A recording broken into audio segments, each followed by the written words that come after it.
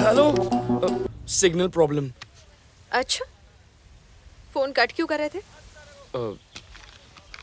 उस दिन मैंने जो भी कहा वो सुन लिया ना? हाँ, सुन लिया।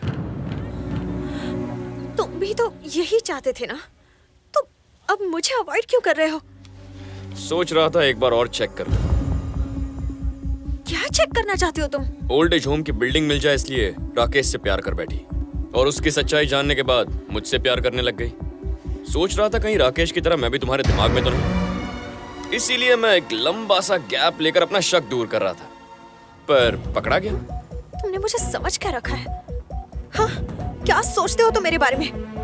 उस दिन मरने से पहले मुझे राकेश की याद नहीं आई, तब तुम ही ने कहा था ना कि ये प्यार नहीं हो सकता। तुम मुझे 7 दिन दिखाई नहीं दिए तो मेरा मर जाने को दिल कर रहा था। इसे तो प्यार ही कहते हैं ना। तुम्हें कोई और मिल गई है क्या?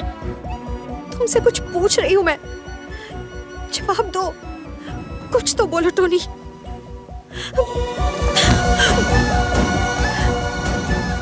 तुम्हारी ये चुप्पी मेरी जान ले लेगी टोनी। प्लीज मुझसे बात करो, मैं तुम्हारे बिना एक पल भी नहीं रह सकती। वादा करो कि तुम मुझे छोड़ के कभी नहीं जाओगे।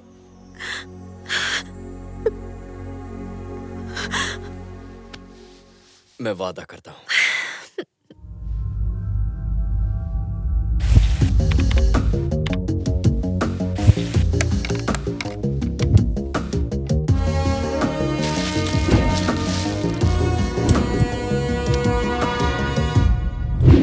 डॉगफादर नहीं, गॉडफादर।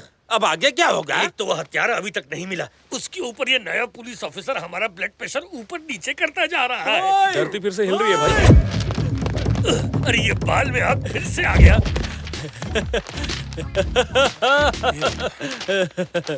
आपको मेरी बातें सुनाई नहीं दे रही थी ना, तो सारी लिख कर लाया हूँ, पढ़िए।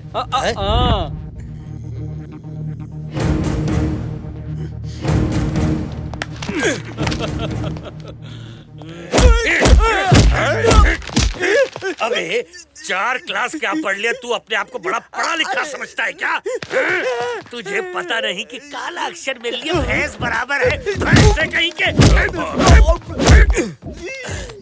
छोटे, तू आया तो मुझे याद आया कि आज मेरी गली में चांद निकला। ये गूंगा मेरे 12 बजा रहा था। पर 12 तो इसकी शक्ल पे बजे। अरे इसकी शक्ल ही ऐसी है। कल गूंगा बनकर मोना एक्टिंग कर रहा था और आज ये लव लेटर लेकर आया है। देखो ये हिंदी में लिखा है, फारसी में। अबे चुप इटारसी। जरूर मेरी बुराई की होगी इसने। तूने अभी तक नहीं बताया? मुझे तो लगा कब का बता दिया होगा। क्या नहीं बताया? कुछ नहीं झुन्नू भाई, इरफान और उसके आदमियों को और मिनिस्टर और उसके बेटे राकेश को किसने मारा वो लिखा है इसमें। उन्हें किसने मारा? मैंने। और किसने? तुमने? हाँ झुन्नू भाई। देख छोटे, ये कॉमेडी का वक्त नहीं है, मैं फुल ट्रेजेडी के मूड में हूँ। मैं कॉमेडी क्यों करूंगा? आपको यकीन नहीं होता ना?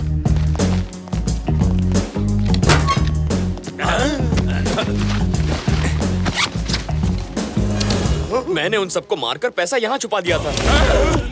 सच में तूने ही मारा? मगर क्यों छोटे? मैं उनको ना मारता तो आप उस पोजीशन तक कैसे पहुँचते? पर मैंने तो तुझे अपना सपना कभी नहीं बताया था। आपने नहीं बताया, फिर भी मैंने जीबी को मारा। वो जीबी मेरी गोली से नहीं मरा। ओहो, आपको लगता है आपने उसे मारा? अरे आप बटन दबाइए ना, जो होगा देखा जाएगा। ये सब किस लिए छोटे? आपको सबसे बड़े डॉन की कुर्सी पर देखना ही मेरा मकसद है। आपकी खुशियों के लिए मैं कुछ भी कर सकता हूँ। ठीक है, इरफान भाई को तुमने भाई के लिए मारा, पर मंत्री और उसके बेटे को क्यों मारा?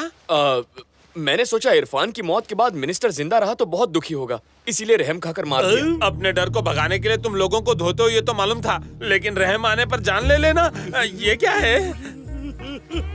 हर कैरेक्टर को ऐसे ही मारते रहेगा तो फिल्म आगे कैसे बढ़ेगी? अगर तू ये सब मेरे लिए कर रहा है तो वो पुलिस ऑफिसर मुझे कुत्ते की बहुत मारेगा।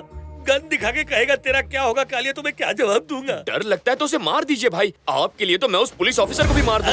आप टेंशन मत लीजिए भाई, मैं हूं ना, मैं सब सेट कर दूंगा। आप तो बहुत बड़े जादूगर हो भाई।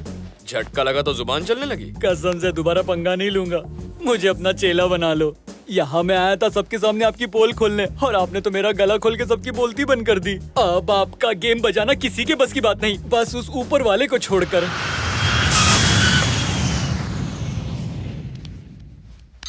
जहाँ तक मैं जानती हूँ इनकी किसी से कोई दुश्मनी नहीं थी।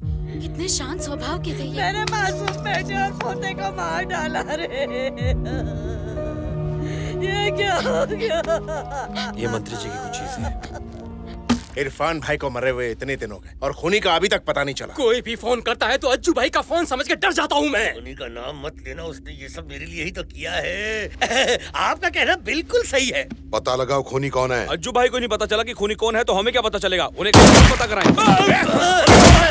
अरे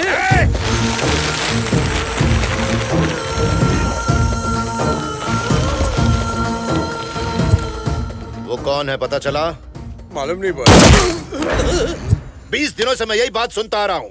मेरे भाई की मौत से ज्यादा मुझे इस बात का अफसोस है कि उसके खूनी का अभी तक पता नहीं चला। ये बात मैं फिर से सुनना नहीं चाहता। अब बताओ मुझे, पता चला या नहीं? पता चला या नहीं? ये तो मैं बड़ी असमंजस में फंस गया हूँ। बताऊंगा तब भी मरूंगा और नहीं बताऊंगा तब भी।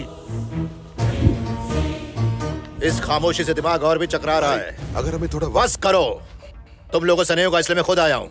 ये गैंग वॉर नहीं है, किसी एक आदमी का काम है। मैं उस आदमी को 24 घंटे में पकड़ लूंगा और तुम लोग तब तक यहीं रहोगे। ये बात तुम लोग अच्छी तरीके से समझ लो। आपको कुछ भी याद आए मुझे इन्फॉर्म कीजिएगा। 10 दिन में शादी करके राकेश घर बसाने वाला था। मैंने कितना मना किया था, मेरी बात नहीं सुनी। ये सब उस लड़की की वजह से ही हो रहा है। कितनी बनौती थी, मेरे बेटे को कहाँ गई?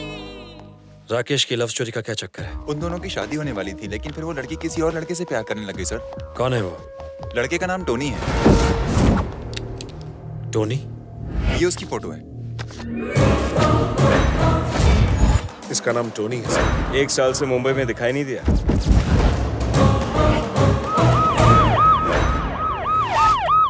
टोनी यहाँ रहता है? रहता यही है, पर मंदिर गया है। कौन से मंदिर? देवी के मंदिर, गांव के बाहर पहाड़ी पर है।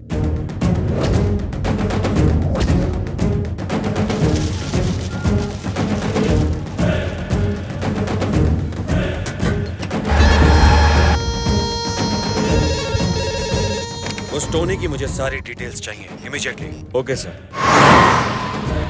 प्रभु द ग्रेट, अज्जू भाई ने ठान लिया है कि वो अपने भाई के खूनी को मार देगा, और टोनी ने ये सब मेरे लिए तो किया है। अगर टोनी भाई के हाथ लग गया तो हम भी खत्म हो जाएंगे। हम उस पुलिस ऑफिसर या अज्जू भाई के हाथ ना लगे, इसलिए इतनी दूर आपकी शरण में आए हैं प्रभु द ग्रेट। अब आप ही हमारी रक्षा कीजिए। 10 बार इस मंदिर की परिक्रमा कर लो, सब ठीक हो जाएगा। ये लड़का बेटा? हम दोनों शादी करने वाले हैं। अच्छा, अपना हाथ तो दिखाइए। रहने दीजिए, मैं ये सब नहीं मानता। अरे हाथ आगे करो ना। देखिए, इस टेढ़े की हाथ की रेखाएं सीधी नहीं होंगी। देखने में तो नहीं लगते, पर हो तुम बहुत टेढ़े। हाँ, आपने तो मेरा ही डायलॉग मारा। बेटी, मंदिर के हवन कुंड में आहुति देकर परिक्रमा कर लो, इससे सब कुशल मंगल हो जाएगा। जी ठीक है। चलता हूँ पंडित जी। तुम कहाँ जा रहे हो? अकेले में बात करने के लिए ही तो उन्हें वहाँ भेजा है। आज तक तुम्हारे जैसा हाथ किसी का नहीं देखा। कहते तुम कुछ और बात हो, आंखें तुम्हारी कुछ और कहती हैं। तुम्हारा हर व्यवहार तुमसे विपरीत है। किसी के समझ में नहीं आता कि तुम्हारा चरित्र है क्या। फिर भी आप काफी कुछ समझ गए। देखो बेटा, उस लड़की को मैं कई दिनों से जानता हूँ। बहुत ही नेक लड़की है, सच्चे दिल से चाहती है वो तुम्हें। ये उसकी आंखों में साफ नजर आता है। उसके दिल को चोट मत पहुंचाना। तुम्हारा जीवन संकटों से घिरा हुआ है, पर ये मत सोचना कि सदैव तुम्हारी विजय होगी। काल कभी भी तुम्हें डस सकता है।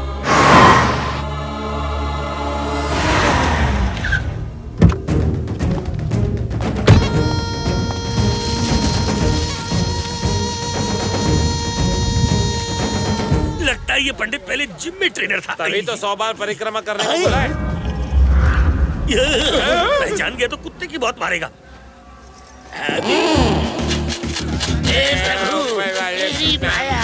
और बाकी कुछ नहीं पाया। नहीं पहचाना, नहीं पहचाना, नहीं पहचाना।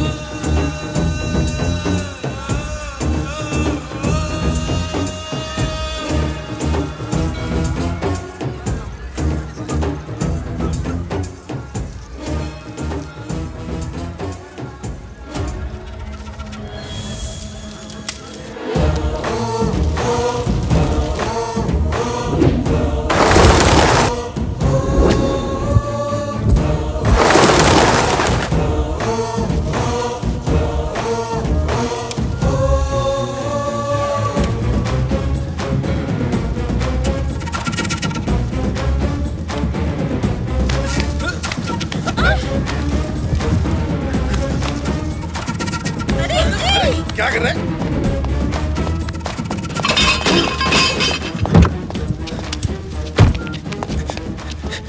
हेलो हेलो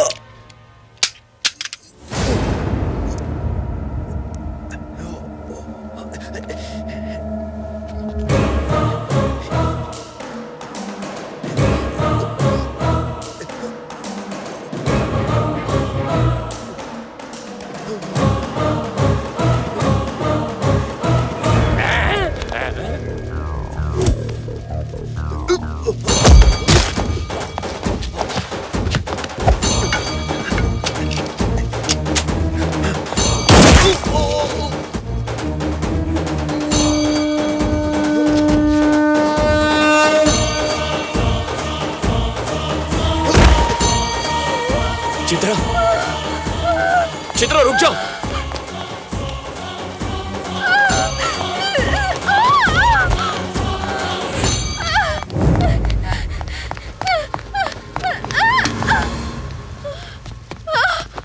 मुझे मारोगे तो मार दो। मैं जानती थी तुम अच्छे इंसान नहीं हो। निहारिका को ये सब पता चलेगा तो उस पर क्या बीतेगी। उसका तो दिल ही टूट जाएगा कि तेरे जैसा क्रिमिनल उसकी लाइफ में क्यों आया। क्यों आया तू? चुप रहो चित्रा। तुम क्या जानो कौन किसकी लाइफ में आया है। वो आई थी मेरी लाइफ में। जिस निहारिका को मैं जानता हूं उसे तो तुम भी नहीं जानती। ना ही निहारिका जानती है कि वो कौन है। मैं तुम्हें सब कुछ बताऊंगा। मेरे लिए सिर्फ एक ही इंसान मेरी दुनिया थी, मेरे पिताजी। वही मेरे लिए मेरा सब कुछ थे।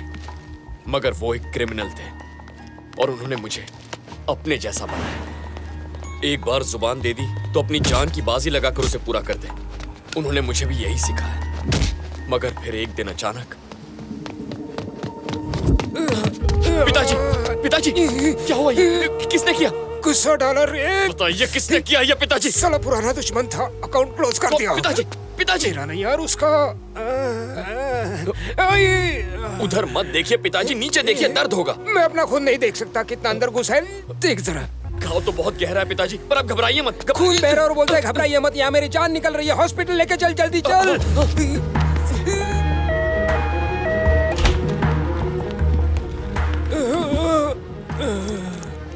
टोनी,